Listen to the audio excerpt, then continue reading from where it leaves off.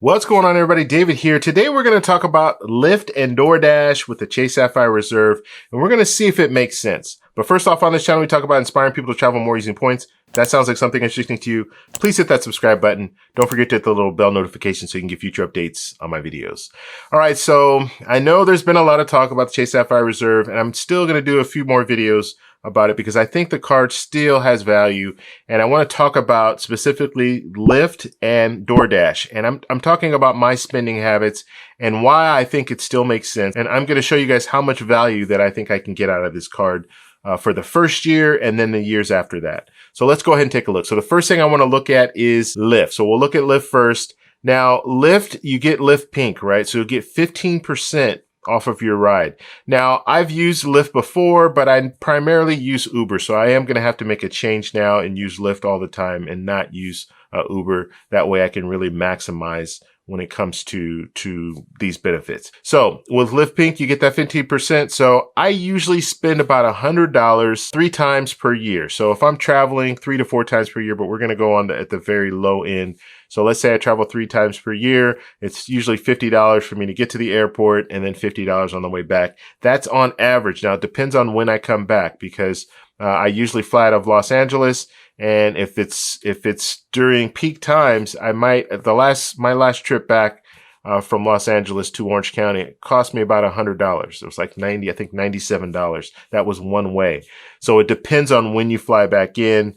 And sometimes it's $100 just for one trip. Sometimes it's $50 up, $50 back. So it just, you have to kind of factor that in. So we're going to do about $100. We'll say average.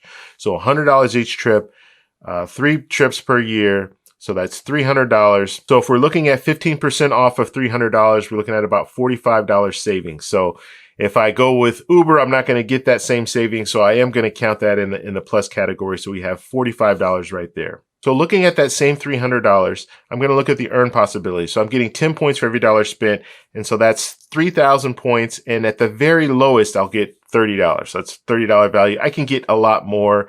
That's almost one free night at a Hyatt. So we're just looking at the lowest value. So lowest value would be $30. So right now we have the $45 that I'll save just for using Lyft instead of using Uber. And then we're looking at $30. So right there, that's what, $75. So with Lyft, we have about a $75 savings. Now, looking at Doordash, you're going to get a $60 credit in 2020, and then you're going to get another $60 credit in 2021. So in 2020, I get that first $60 credit. Now, I know I haven't used Doordash before. I've used Grubhub. I've used some of the other delivery services, and I know they do inflate the prices. So we're not going to give that $60 real value. We're going to give it about $40. Plus you have to give them a tip and things like that. So $40 I think is a fair number.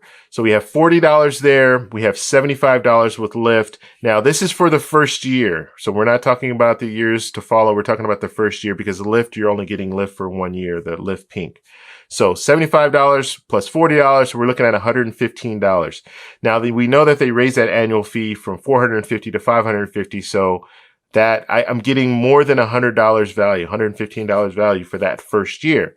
Now the second year, that's where it's really going to start getting a little tricky because the second year I'm going to lose the Lyft Pink. Okay, so if they no longer have Lyft Pink, then we're going to have to cancel that $45. We'll have to take that off the board. But then when it comes to 10 points for every dollar spent with Lyft, hopefully they keep that. If they do keep that, then we're getting what, 3,000 points or equivalent. The lowest equivalency would be $30. So we'll still have that $30. And then we'll look at Doordash. We know Doordash will already give us a $60 for 2021. So that means that I'll still drop that down to $40, a $40 value. So we have $30 for Lyft, and then we have $40 for Doordash. And so we're looking at $70 when it comes down to that. So still looking at it, the $70, that's, they raise the annual fee to $100. You're only getting $70 value. And that's when you have to really look into some of the other benefits that you have on the Chase Sapphire Reserve. Because even before, I wasn't breaking even with the Chase Sapphire Reserve. I was getting much better value than the $450 that was offered at the time. So I still think I can make it happen. As a matter of fact, I've already gone through the numbers. So not even using all the benefits that the Chase Sapphire Reserve has, I'm still getting about $570 of value out of the card. And that's not including a lot of the benefits like the priority pass and the global entry that you get every 4 years and things. So I'm not even counting a lot of these benefits, but I'm still getting 570, and that's not using much. And let me show you guys what I'm talking about here. So just looking at the Chase Sapphire Reserve, just out of the gate, you're getting $300 travel credit. So that's a huge benefit there. So I get $300 travel credit. I usually put about $10,000 to spend on my Chase Sapphire Reserve every year. So you know you're going to get 3 points for every dollar spent on the high, 1 point for every dollar spent on the low. We'll average that out to 2 points for every dollar spent. So if I'm spending $10,000, I'm getting 2 points for every dollar spent. So now we're looking at 20,000 points. So the lowest value that I can get out of 20,000 points is $200. So you have $200 plus a $300 credit. So that's already $500. And then we already talked about, we don't know exactly what's going to go on with the other benefits with Lyft and Doordash. But with Doordash, we know in that second year, we're still going to get a $60 credit. I'll reduce that down to $40. So now we're at $540.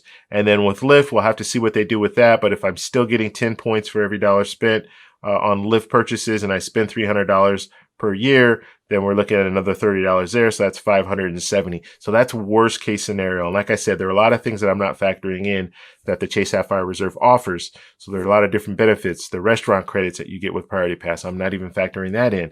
Every time I go on a trip, I use Priority Pass lounges and I try to go and use the dining credit. Dining credit gives you, it's like $28 each visit. If you have someone with you, that's $28 for you and $28 for them. So that's double. So there are other values that you can get out of this card, but just looking at the bare bones value, $570 easy. Now the first year I can get like $615 because we tack on the other benefits that I talked about earlier. So the Chase Sapphire Reserve in my mind is still a great card and you're still going to get some really good benefits. And I just showed you as far as how I spend money, I showed you how I can maximize with the Chase Sapphire Reserve and still be over that $550. But more importantly, I want to know what your numbers look like. So please let me know down below. If you like this video, please give me a thumbs up. Please subscribe for more, and I'll talk to you guys in the next one. Bye.